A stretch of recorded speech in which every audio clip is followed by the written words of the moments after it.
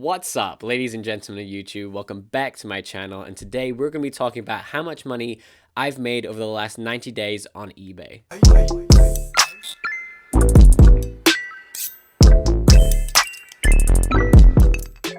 Now, this video is going to be split into two different sections. The first section is going to be more analytical, numbers based, how much money I made, all that kind of stuff. And then in the second part, I'm going to go through kind of like what I learned, the mistakes I made, the tips and tricks that I can hand over to you guys so you don't make the same mistakes that I, of course, made. So let's get straight into it. I'm going to give you two sets of data. I'm going to give you my data since June and then over the course of the last 90 days leading up from this day until 90 days beforehand. So let's start with how much money I've made since June. So I've made a total of 44 different sales, and that has made $793.98 in total sales. So that equals around $18.04 per sale. Now, to some of you, that might be very, very low, and some of you, it might be very, very high. But one thing to keep in mind is that eBay is not the only marketplace that you can sell on, and it's certainly not the only marketplace that I sell on. I sell most of my stuff on Facebook, on Instagram, and also on Mercari too. One of the things I'm really intrigued in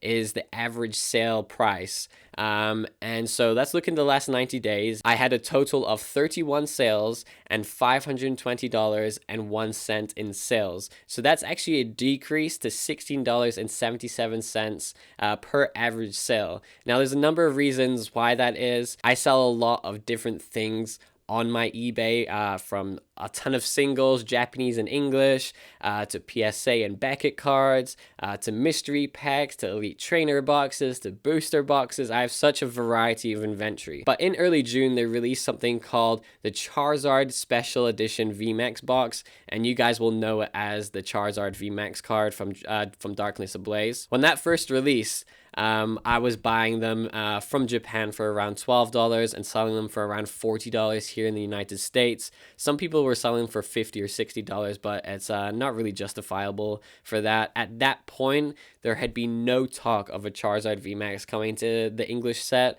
so it was a really sought after product, and I believe that is why my average sale price is a lot higher than it is now. Recently, I've been selling a lot of singles. Last week, I sold, I think it was an Articuno GX for like $2, and that really hurts the average sale price. And then a couple of weeks back, I think I sold an Aerodactyl for like $120. So my average sale really depends on what I'm selling in that particular time, what's popular in Pokemon. But something to keep note of, and something that I kind of take pride in, is that I've had 0 returns, I've had 0 cases against me as a seller, and I've had 0 late shipments. And eBay keeps track of all of that for you, and that's something that you kind of have to really take into consideration when you want to be a seller on eBay. Now let's hop over and look at how much I owe eBay just this month alone. So sorry, I have to look over to my computer over here. So as you can see, I owe $16.52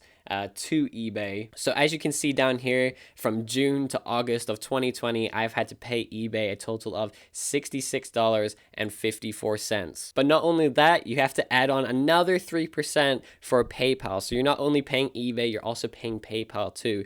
Now, if I was selling all my booster boxes, all my PSA and Beckett graded cards on eBay, that number would be massive. It would be in maybe even the thousands I would be owing eBay. And to me, that's just not something I really want to be doing. Although eBay is the biggest marketplace in the world for Pokemon cards, it's just not economically sensible for me to be selling on eBay when I get much more success on Facebook, for example. If I'm saving even $100 a month by selling on Facebook, then to me that's definitely worth it. So usually what I do is I list it on Facebook first, and if I'm struggling to sell it on Facebook, I just put it on eBay.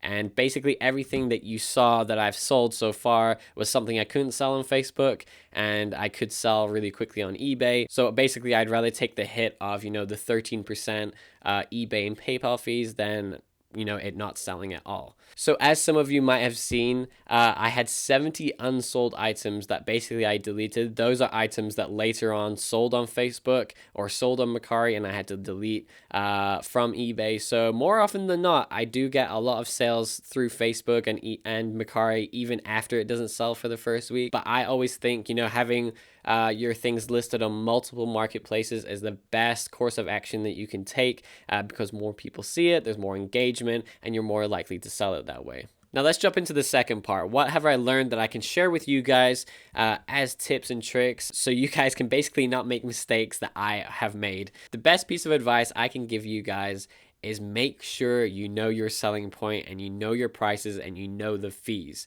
My very first sale, I think, was an explosive walker booster box, and I sold it for like $54. And then after the fees and after the shipping, because I was paying shipping, I actually lost something like $7 or $8, and it was a total shock to me, because I was new to eBay and I didn't realize that you had to pay, your fees at the end of the month. I thought eBay already took it out of my sale straight away, kind of like Mercari does. Mercari takes 10% straight away, so you know exactly what you're getting. I kind of got a bill at the end of my first month on eBay that was, $40, and I was like, oh my God, like, I didn't realize at the time. So the best thing you can do is get a spreadsheet out and figure out your costs.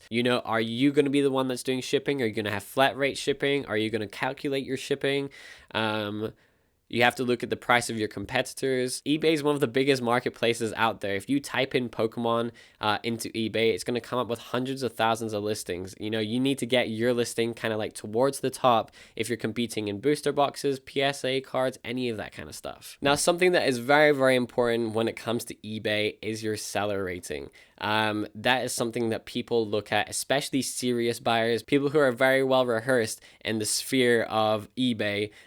Your seller rating is one of the most important things out there. If you don't have 100% feedback seller rating, sometimes it's a very, very big struggle to actually sell anything. So some of you that have never sold on eBay before, you actually get a rating for buying stuff too. So maybe it's a bit better to go and buy a couple things, get a couple ratings back before you start selling stuff. Now, communication and delivery is exceptionally important. People want their product fast. They want it secure. They want it in mint condition. They want no damage. Now, something eBay sellers are very good at is finding the smallest flaws. Now, I've never really had a problem, but I've heard tons of nightmares from other sellers about their customers. So it is best to make sure that the box or the packet that you're using has bubble wrap in it. So many people send things without bubble wrap. Make sure you're using like a sturdy box or a sturdy envelope. You don't want to be using one that's been used like 4 or 5 times. And also a good tip for being a good seller is putting in something extra. Generally, I put in, an extra card, or sometimes I even put in like a Japanese booster pack, something a little bit extra.